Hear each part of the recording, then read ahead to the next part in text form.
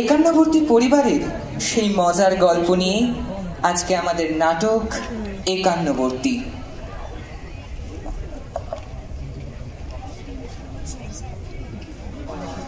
Current গেছে, এসএমএসি সব বন্ধ হয়ে গেছে।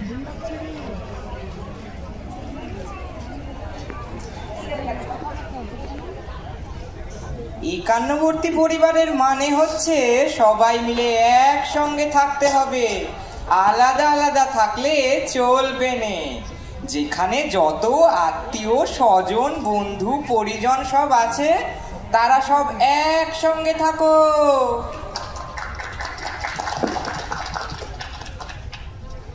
বুঝলে কানাই, হৃদয় যখন ভাবে উদ্দীপ্ত হয়ে ওঠে তখন কোম্পানির দমকলেও থামাতে পারে না।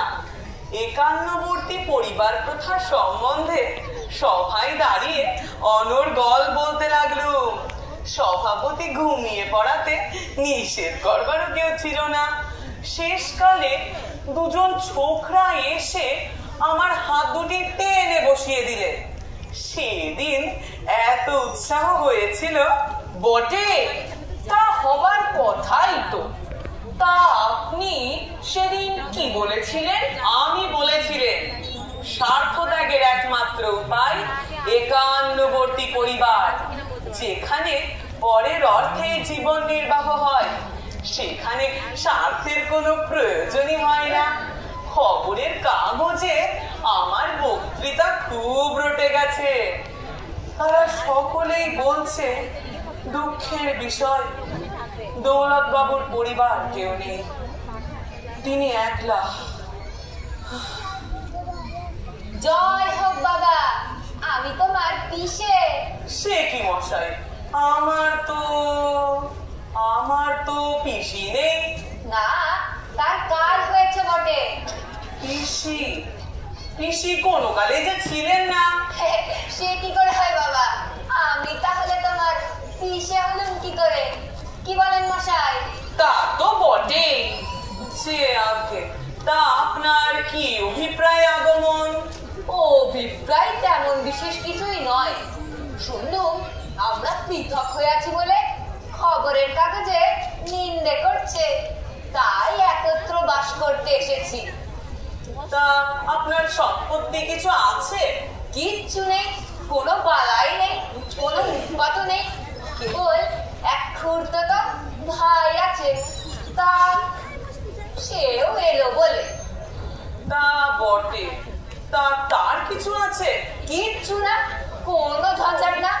কেবল 2 স্ত্রী আর 4টি শিশু সন্তান, তারাও এলো বলে এতক্ষণ এসে পড়তো। যাত্রা করবার বেলা 2 স্ত্রীতে চুলোচুলি বেঁধে গেছে, তাই যা দেরি। খানাই, কি করা যায়? তোমাকে কিছুই করতে হবে না, তারা আপনারাই আসবে। ভাবনা কি দৌলত, এত অল্পে কাতর হয় না। তারা আজ সন্ধ্যার মধ্যেই পৌঁছে যাবে। মামা, মামা তোমার বক্তৃতায় বড়ই লজ্জা দিয়েছে। কে বাপু, কে তুমি? আগে আপনারই ভাগ্নে রামচরণ স্টেশনে লোক পাঠিয়ে দিন, সেখানে একটা পুতুলি আর বুড়ি মাকে রেখে এসেছিল। তা এখানে কি করতে আসা? বাস করতে। আর কোথাও বাসস্থান নেই বুঝি? অমনি একরকম আছে বটে, কিন্তু সেখানে স্বার্থত্যাগ শিক্ষাই হয় না। কানাই, আপনার উপদেশ তিনি যেরকম দৃঢ়ভাবে গ্রহণ করেছেন, ওকে বোধহয় নড়ানো শক্তই হবে।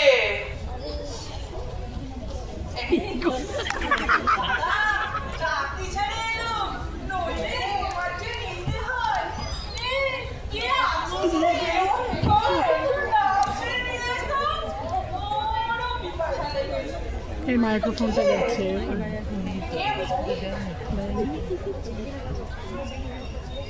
এই লও খুড়ো, আমার সমস্ত স্বার্থ বিসর্জন দিতে এসেছি। এই আমার ভাঙা বকনো খেলো উপ্পো আর এই বিড়াল ছানাটি, এর মধ্যে এই দুটো পৈতৃক সম্পত্তি। আর বেড়াল ছানা আমার সোপার জুতো। আর আমায় কোনো দোষ দিতে পারবে না। তোমার এখানেই আমি লেগে রয়েছি। বলে কি?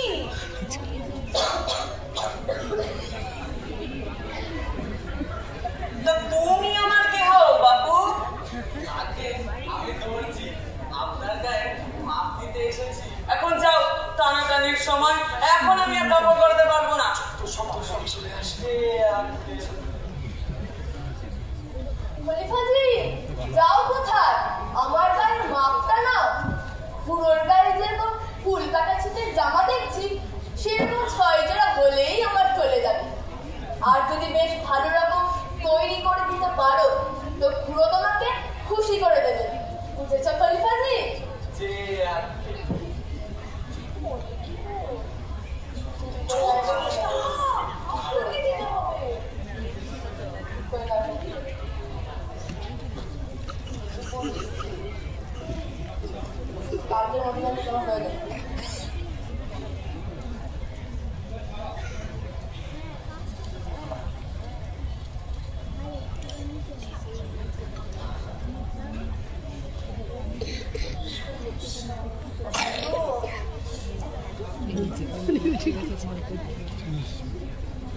তোর জ্যাঠামশাইকে প্রণাম কর।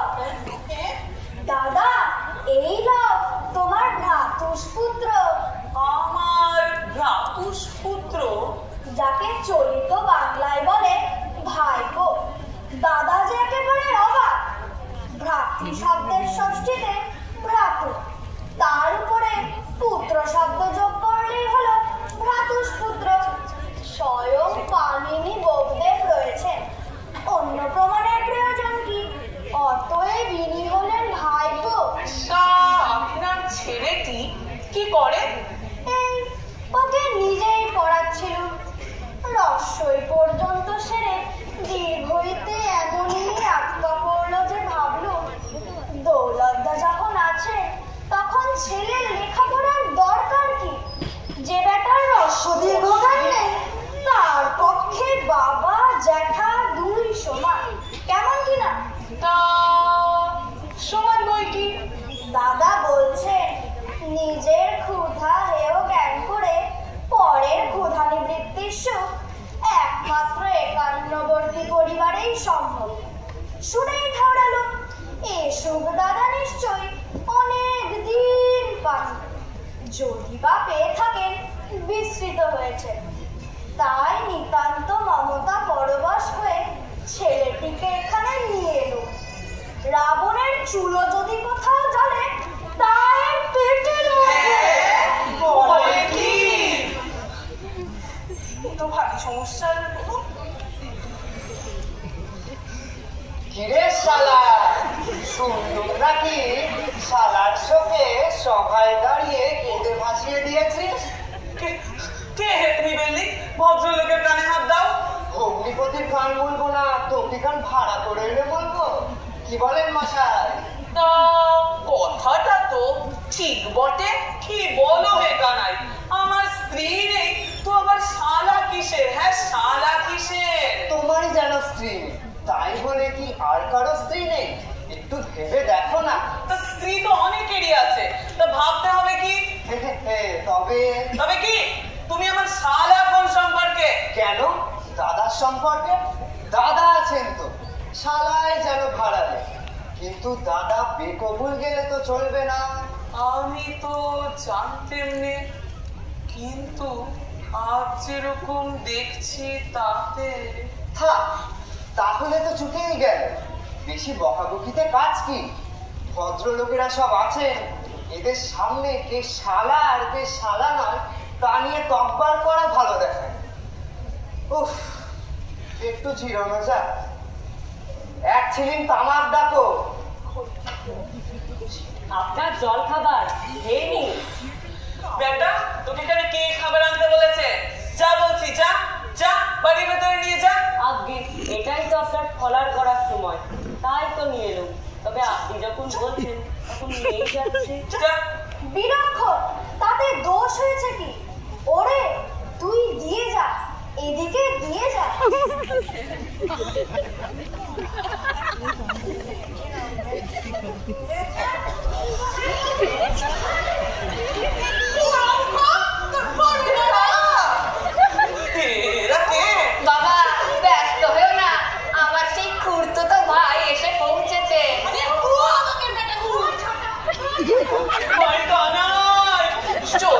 গাছের